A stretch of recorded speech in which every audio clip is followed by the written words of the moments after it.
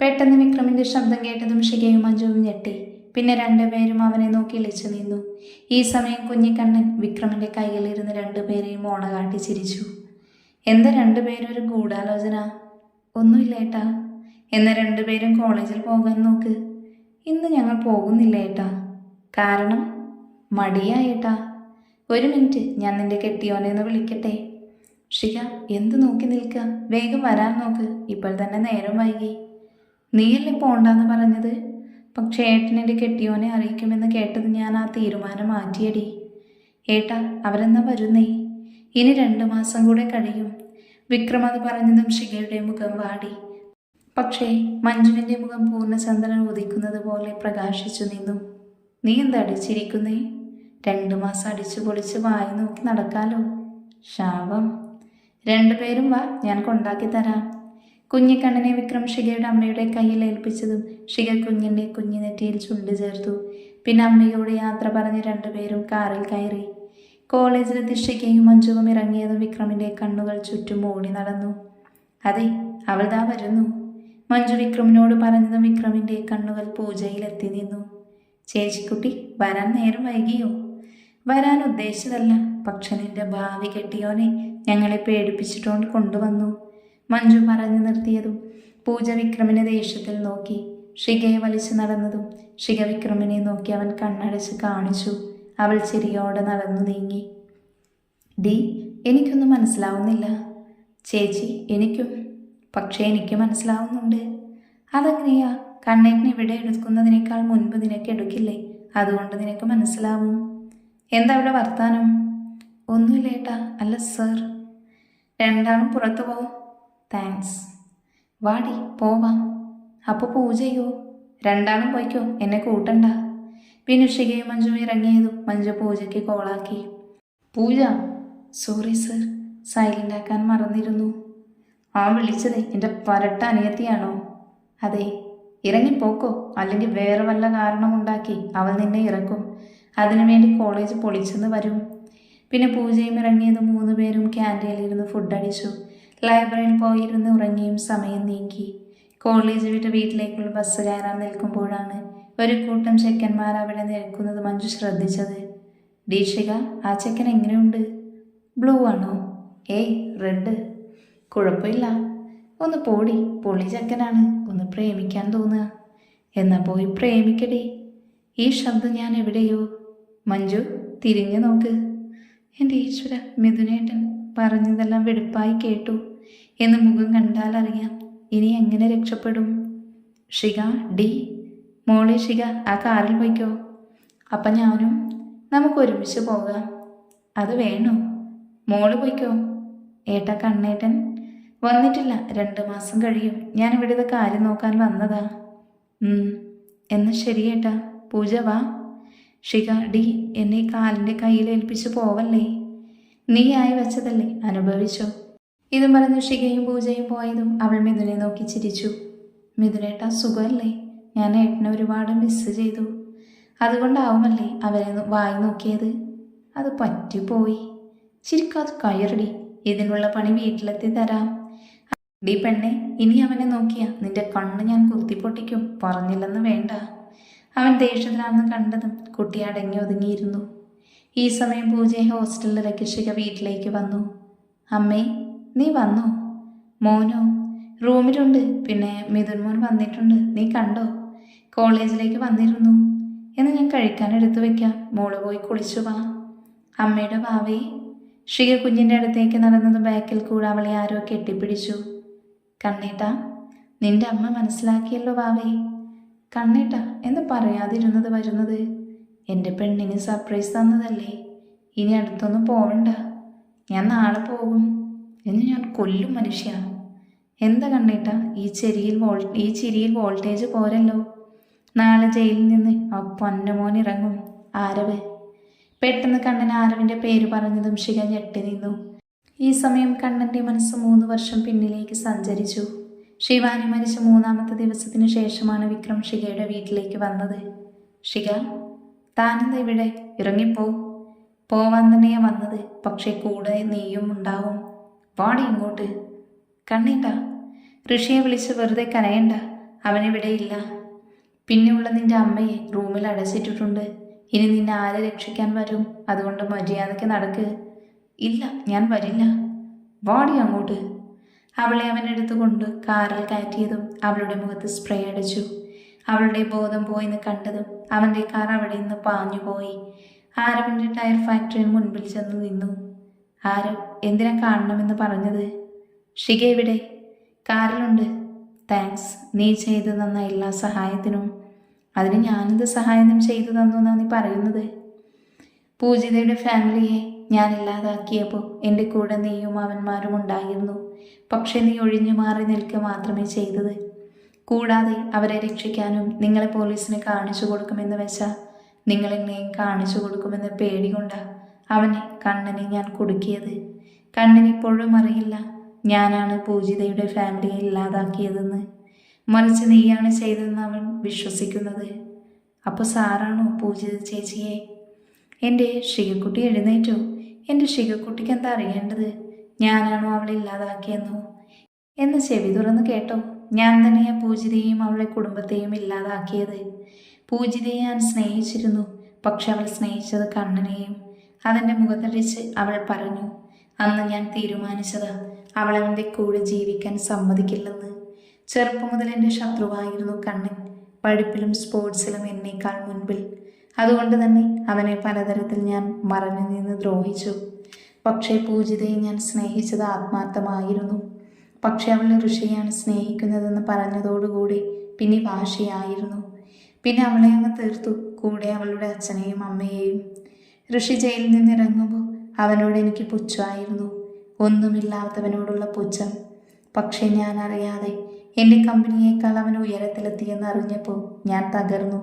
പക്ഷെ അവിടെയും ഞാൻ പൂർണ്ണമായി തകരാതിരുന്നത് നീ കാരണമാണ്. ഞാനോ? അതെ ഷിക, നീ തന്നെ. എൻ്റെ ഷോപ്പിൽ നീ ജോലിക്ക് വന്നത് മുതൽ എൻ്റെ ശ്രദ്ധ നിന്നിലായിരുന്നു. നീ അറിയാതെ നിന്നെ പ്രണയിച്ചു. അന്ന് നിനക്ക് ഓർമ്മയുണ്ടോ ഞാൻ നിന്നോട് ഇഷ്ടം പറഞ്ഞ ദിവസം? ആ ദിവസം ഋഷി എന്നെ കാണാൻ വന്നിരുന്നു. നീയാണ് അവൻ്റെ പെണ്ണാണെന്ന് അറിയിക്കാനും വിക്രമനെയും നിന്റെ ചേച്ചിയെയും കുറിച്ച് പറയാനും. അങ്ങനെ നിന്റെ ചേച്ചി എൻ്റെ ആവശ്യപ്രകാരം ഒരു തുറുപ്പിച്ചീട്ടാക്കി മാറ്റിയതാ ഇവൻ്റെ കമ്പനിയെയും തകർക്കാൻ നോക്കിയത് ഞാൻ തന്നെയാ.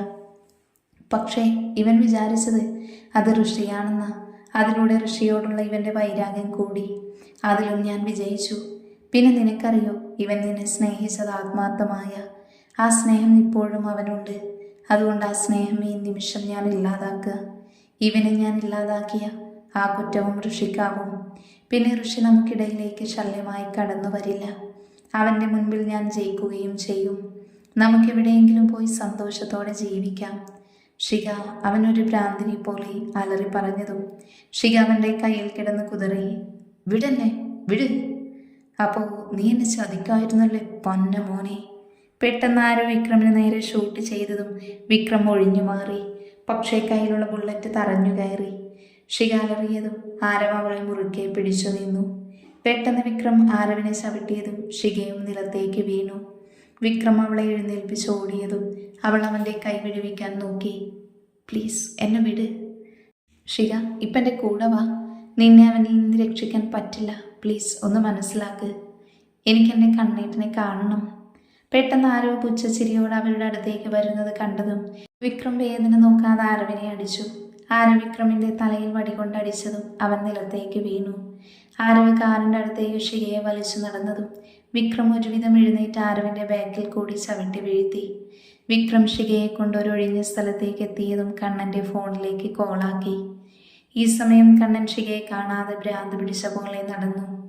മിഥുൻ, ഡാ എൻ്റെ പെണ്ണ്. ഷികയ്ക്കൊന്നും സംഭവിക്കില്ല, നീ സമാധാനമായിരിക്കെ. പെട്ടെന്ന് വിക്രമിൻ്റെ കോള് കണ്ടതും കണ്ണൻ പെട്ടെന്ന് ആ ദേഷ്യത്തിൽ വിറച്ചു. ഡാ പൊന്ന മോനെ, എവിടെയാ എൻ്റെ പെണ്ണ്? ഋഷി, നീ വേഗം ആരവിൻ്റെ ടയർ ഫാക്ടറിയിലേക്ക് വാ. എൻ്റെ പെണ്ണ്. ഋഷി, ഒന്ന് വേഗം വാ.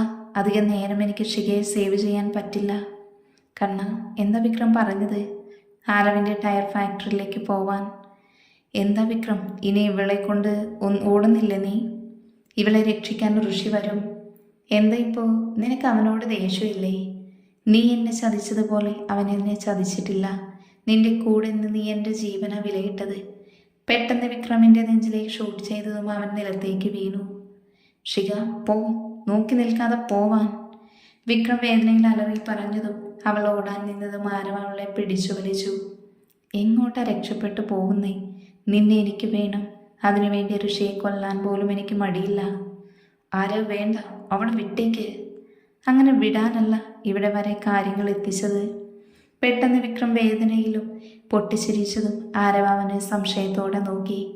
ആരവ്, നിന്റെ കാലനെത്തി. പെട്ടെന്ന് ആരവ് തിരിഞ്ഞതും ഋഷിയെ കണ്ട് ഞെട്ടി. നീ വന്നു? അങ്ങനെ എൻ്റെ കണ്ണു വെട്ടിച്ചെൻ്റെ പെണ്ണിനെ കൊണ്ടുപോകാമെന്ന് വെച്ചു ആരവ്. എന്നാൽ നിന്റെ വ്യാമോഹം മാത്രമായിരിക്കും. ആരവ് ഒരു കയ്യിൽ ഷികയെയും മുറുക്കെ പിടിച്ച് ഋഷിക്ക് നേരെ തോക്ക് നീട്ടിയതും ഷിക ആവുന്നതുപോലെ ആരവിനെ എതിർത്ത് നിന്നു. പെട്ടെന്ന് ആരവിൻ്റെ തലയിൽ വിക്രം ശക്തമായി എന്തോ വന്നടിച്ചതും അവൻ നിലത്തേക്ക് വീണു. പെട്ടെന്ന് പോലീസ് ജീപ്പും ആംബുലൻസും പാഞ്ഞു വന്നതും കണ്ണൻ ഷികയെ ചേർത്ത് പിടിച്ചു. കണ്ണേട്ടാ, എന്ത് പേടിച്ചു പെണ്ണേ? കണ്ണ, എന്തിനവനെ വെറുതെ വിട്ടത്? ഞാൻ അനുഭവിച്ചതുപോലെ കുറച്ചുനാൾ അവനും ജയിലിൽ കിടക്കട്ടെ. പിന്നെ അവന് മുതലും പലിശയും ചേർത്ത് കൊടുക്കണം, അവന് മറക്കാൻ പറ്റാത്ത പോലെ. കണ്ണേട്ടൻ ഇനി ഒന്നിനും പോവണ്ട. ഞാൻ ഒന്നിനും പോകുന്നില്ല. ഇപ്പം വാ, പോകാം. വീട്ടിലെത്തിയതും ഷിയാമ്മ ചേർത്ത് പിടിച്ചു.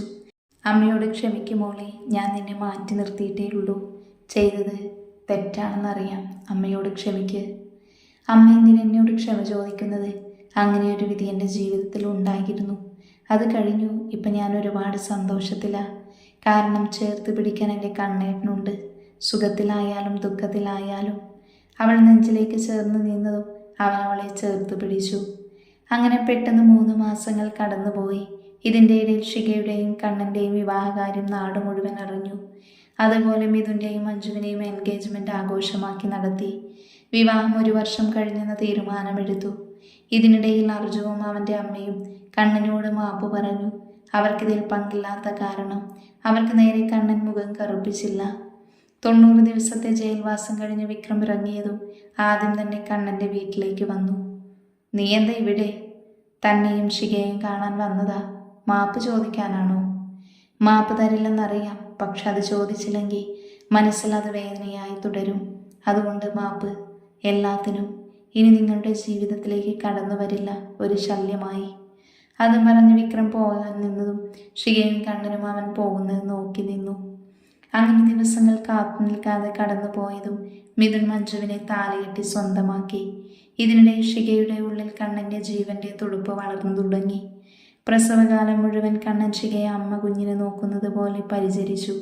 ഷികയ്ക്ക് ഡെലിവറി പെയിൻ വന്നെന്നറിഞ്ഞ് പൂജ ഹോസ്പിറ്റലിലേക്ക് വരാനിറങ്ങുമ്പോഴാണ് വണ്ടി ആക്സിഡൻ്റ് ആവുന്നത്. ഇടിച്ച വണ്ടി നിർത്താതെ പോയതും തൊട്ടുപുറകിൽ വന്ന വിക്രം വണ്ടി നിർത്തി ആക്സിഡന്റ് പറ്റി കിടക്കുന്ന ആളെ കൊണ്ട് ഹോസ്പിറ്റലിലേക്ക് തിരിച്ചു. പൂജയ്ക്ക് കുറച്ച് സീരിയസ് ആയ കാരണം വിക്രം കണ്ണന് ഫോൺ ചെയ്തു. അവൻ എടുക്കുന്നില്ലെന്ന് കണ്ടതും വിക്രം തന്നെ പൂജയ്ക്ക് കൂട്ടായി ഹോസ്പിറ്റലിൽ നിന്നു. ബ്ലഡിന് ആവശ്യം വന്നതും അവൻ തന്നെ ഡോണറായി. ഓപ്പറേഷന് വേണ്ടപ്പെട്ട ആളുടെ ഒപ്പം വേണമെന്ന് പറഞ്ഞതും ഹസ്ബൻഡിൻ്റെ സ്ഥാനത്ത് വിക്രം ഒപ്പിട്ട് കൊടുത്തു. ഓപ്പറേഷൻ കഴിഞ്ഞതും പൂജയ്ക്ക് ബോധം വന്നതും വിക്രം അവളുടെ അടുത്ത് വന്നു. പെട്ടെന്ന് വിക്രമിനെ കണ്ടതും അവളെന്നെ കെട്ടിപ്പിടിച്ച് കരഞ്ഞു. പൂജ, എന്തു പറ്റി? ആരാ പൂജ? ഡോക്ടർ. പൂജ, ഇയാളെ അറിയോ? എന്നാ ആരാ പറ. അത് എനിക്ക് ഓർമ്മയില്ല. താൻ വരൂ. ഡോക്ടർ. പൂജയുടെ ഓർമ്മയ്ക്ക് എന്തോ തകരാറ് പറ്റിയിട്ടുണ്ട്. പിന്നെ തന്നെ ഓർമ്മയിൽ ഉണ്ടാവാൻ കാരണം ആക്സിഡന്റ് സമയത്ത് തന്നെ കണ്ടതുകൊണ്ടാവാം. പിന്നെ കൂടുതൽ കാര്യങ്ങൾ ടെസ്റ്റ് ചെയ്താലേ പറയാൻ പറ്റൂ. പിന്നെ വിക്രം പൂജയെ നേഴ്സിനെ ഏൽപ്പിച്ച് വിക്രം കണ്ണനെ കണ്ട് കാര്യങ്ങൾ പറഞ്ഞു. കണ്ണനും മിഥുനും ഹോസ്പിറ്റലിലെത്തിയതും പൂജ അവരെ ശ്രദ്ധിക്കാതെ വിക്രമിൻ്റെ കയ്യിൽ പിടിച്ചിരുന്നു. 2 ദിവസം ഹോസ്പിറ്റൽ കിടത്തിയതും പൂജയെ ഡിസ്ചാർജാക്കി. കണ്ണൻ അവൻ്റെ വീട്ടിലേക്ക് കൊണ്ടുപോവാൻ നോക്കിയെങ്കിലും അവൾ അലറിക്കരഞ്ഞ വിക്രമിനെ ചേർന്നിരുന്നു. അവസാനം വേറെ വഴിയില്ലാതെ ഡോക്ടറുടെ നിർദ്ദേശപ്രകാരം പൂജയെ വിക്രമിനൊപ്പം പറഞ്ഞയച്ചു. എന്നാൽ ദിവസവും കണ്ണൻ വിക്രമിൻ്റെ വീട്ടിൽ പോയി പൂജയെ പോയി കാണുമായിരുന്നു. അങ്ങനെ ദിവസങ്ങൾ കടന്നു പോകുന്തോറും പൂജ വിക്രമിലേക്ക് അടുത്തു. അതുപോലെ അവനും കണ്ണൻ ആദ്യം വിക്രമിനോട് ദേഷ്യം ഉണ്ടായിരുന്നെങ്കിൽ കൂടെ പിന്നെ പൂജയെ അവൻ കുഞ്ഞിനെ പോലെ നോക്കുന്നതും എല്ലാവരോടുള്ള സ്നേഹത്തോടെയുള്ള പെരുമാറ്റം അവനോടുള്ള ദേഷ്യം പൂർണ്ണമായി ഇല്ലാതാക്കി. അതുപോലെ ഷികയ്ക്കും മഞ്ജുവിനും നല്ലൊരു ഏട്ടനുമായി മാറി. അതുപോലെ കണ്ണനും മിഥുനും വിക്രം നല്ലൊരു ഫ്രണ്ടായി മാറി. അങ്ങനെയിരിക്കെ ഒരു ദിവസം പൂജയുടെ ഓർമ്മ തിരിച്ചു കിട്ടിയതും അവൾ വിക്രം നിന്നകന്നു. വിക്രം അവളെ എന്നും കാണാൻ ശ്രമിക്കുമെങ്കിലും അവൾ ഒഴിഞ്ഞു മാറി നടന്നു. ഷികയും മഞ്ജുവും കണ്ണനും മിഥുനും അവനെക്കുറിച്ച് മനസ്സിലാക്കാൻ ശ്രമിച്ചു എങ്കിലും അവൾ മൗനം പാലിച്ചു നിന്നു.